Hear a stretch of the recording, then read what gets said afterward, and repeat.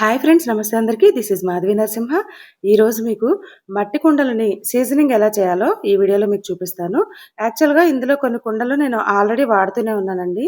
మరికొన్ని రీసెంట్‌గా నేను శిల్పారామం వెళ్ళినప్పుడు తీసుకున్నాను. వాటన్నిటిని కూడా ఎలా సీజనింగ్ చేయాలనేది మీకు నేను ఈ వీడియోలో చూపిస్తాను.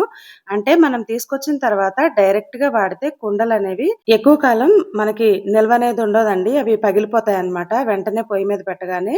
చూసారు కదా! ఇవన్నీ ఫ్రై చేయడానికి మూకిళ్ళు, చేపల దాకా అన్నం వండడానికి బిర్యానీ పాట్ అలా తీసుకున్నాననమాట. కొన్నైతే నేను ఆల్రెడీ ఒక రెండైతే రోజువారీ వాడకంలోనే ఉన్నాయండి అవి. రాగి జావ కాయడానికి గానీ, దానికి వాడుతూ ఉంటాను. అవి ఆల్రెడీ సీజనింగ్ చేసి వాడుతున్నవే. బట్ అన్నీ ఒకసారి నేను వాడేయి చూపించాలని చెప్పేసి ఈ వీడియో చేస్తున్నాను. ఈ చిన్న చిన్నయన్నీ సరదాగా నా మనం వాటర్ తాగడానికో, లేకపోతే ఉంటాయని చెప్పి తీసుకున్నాను. ఇది నేను రోజు రాగి జావ చేసేదండి. ఇందులో రాగి జావ చేస్తూ ఇంక ఇప్పుడు 1 ఇయర్ ఆల్‌మోస్ట్ అయిపోయింది. ఎప్పుడు కూడా చిన్న పగులు కూడా రాలేదు. వీటన్నిటిని మనం ఏం చేయాలంటే తీసుకొచ్చిన తర్వాత వాటర్‌లో పెట్టి మినిమమ్ ఒక రోజంతా నానబెట్టాలండి. వీలైతే ఒక రోజున్నర నానబెట్టినా ఏం కాదు. కొంచెం ఎక్కువైనా. నేను వీటన్నిటిని కూడా 2 టబ్బుల్లో నానబెట్టాను. అసలు వాటర్‌లో ఎందుకు పెట్టాలంటే, మనకి ఈ కుండలకొచ్చేసి హోల్స్ ఉంటాయి. ఆ హోల్స్ అన్నీ కూడా ఈ వాటర్‌లో పెట్టడం వల్ల వాటర్‌ని పీల్చుకొని, అవన్నీ కూడా మూసుకుపోతాయన్నమాట. తద్వారా మనకి ఎక్కువ రోజులు నిల్వ ఉండడానికి కుండలనేవి మనకి పగలకుండా ఉంటాయి. గట్టిగా తయారవుతాయి. చూసారు కదా! ఎయిర్ బబుల్స్ ఎలా వస్తున్నాయో. మనకి ఆ నీళ్ళన్నిటిని కుండలు పీల్చుకుంటాయన్నమాట. 1 డే పూర్తిగా వదిలేసామనుకోండి, ఇంక తర్వాత వీటిని ఇలా శుభ్రంగా కడిగేసి, ఒక పక్కన పెట్టేసి, ఒక గంట సేపు ఆరబెట్టామనుకోండి, ఆల్‌మోస్ట్ త్వరగానే ఆరిపోతాయి. వీటన్నిటికి మనం మళ్ళీ బోర్లిచ్చేసి కూడా ఆరబెట్టేసుకున్నాను నేను. కుండలేంటంటే జాగ్రత్తగా వాడాలండి. మన చెయ్యి జారిందా పగిలిపోతాయంతే. దానివల్ల గూడా చాలామంది వీటిని వాడరు. తర్వాతేంటంటే, దీన్ని మనం ప్రాసెసింగ్ చేసుకోవడానికి సీజనింగ్‌లో ఆయిల్ తీసుకోవాలి. కుకింగ్ ఆయిల్ ఏదైనా పర్వాలేదు. నేనిలా మనం క్లాత్‌తోనైనా తీసుకోవచ్చు రాయడానికి. లేదు అంటే గనక నేనిలాగా గిన్నెలు తోమడానికి పీసులనేవి ఆర్డర్ పెట్టానండి. ఆన్‌లైన్‌లో దొరుకుతున్నాయి. చాలా స్మూత్‌గా ఉంటున్నాయివి. మీషోలో ఆర్డర్ పెట్టాను. దీంతో ఈ ఆయిల్ అంతా కూడా అప్లై చేసేసాను. ఎనీ ఆయిల్ అంటే కోకోనట్ ఆయిల్ కాకుండా మనం వాడే కుకింగ్ ఆయిల్ ఏదైనా సరే, ఆముదమైన ఏది రాసినా పర్వాలేదు.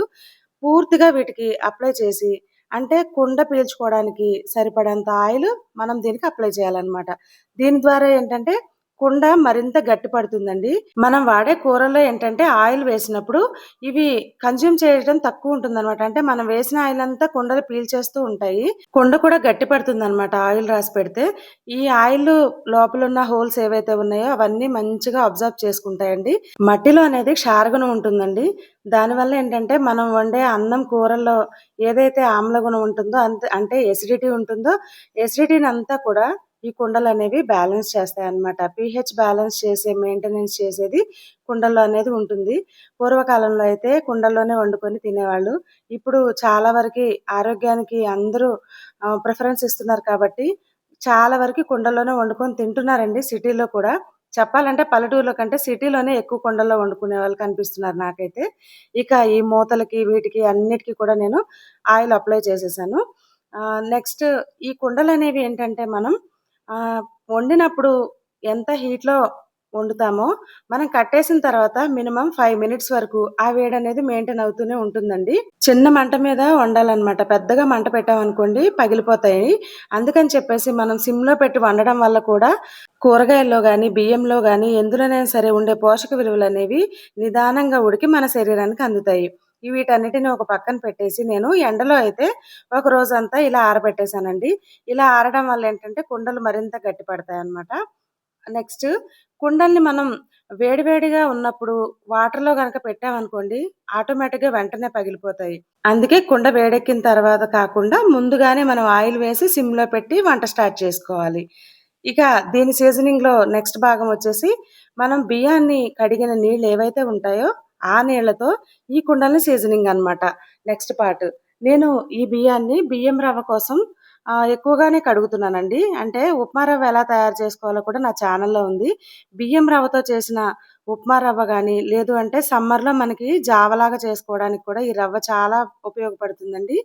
వీటన్నిటిని నీళ్ళని కలెక్ట్ చేసి, ఈ కుండలో వేసి, గ్యాస్ మీద మనం పెట్టేసి, ఒక 10 నిమిషాల పాటు సిమ్‌లోనే పెట్టాలి.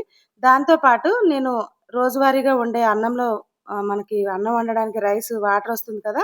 ఆ వాటర్‌ని కూడా ఇంకో గిన్నెలో పెట్టాను. ఇలానే గిన్నెలన్నిటిని కూడా 2 రోజులు పట్టిందండి నాకు సీజనింగ్ చేసుకోవడానికి. చూసారు కదా! ఇలా మరుగుతూ ఉంటాయి. ఈ మరగడం వల్ల ఏంటంటే కుండ వేడెక్కి అంటే ఈ బియ్యంలో ఉన్న వాటర్ కూడా మనకి కుండలో ఏదైతే ఉంటుందో ఆమ్ల గుణాలు, క్షార గుణాలు అవన్నీ ఉంటాయని చెప్పాను కదా! వాటన్నిటిని బ్యాలెన్స్ చేయడానికి మంచిగా కుండలు తయారైపోతాయండి. వీటిని శుభ్రంగా కడిగేసి ఇలా ఒక అరగంట పాటు ఆరబెట్టేసుకొని వంటకి వాడుకోవడమేనండి. ఈ చిన్న వీడియో నచ్చితే ఒక లైక్ చేయండి. మీరు కూడా ఇలా సీజనింగ్ చేసుకోండి. Thank you for watching.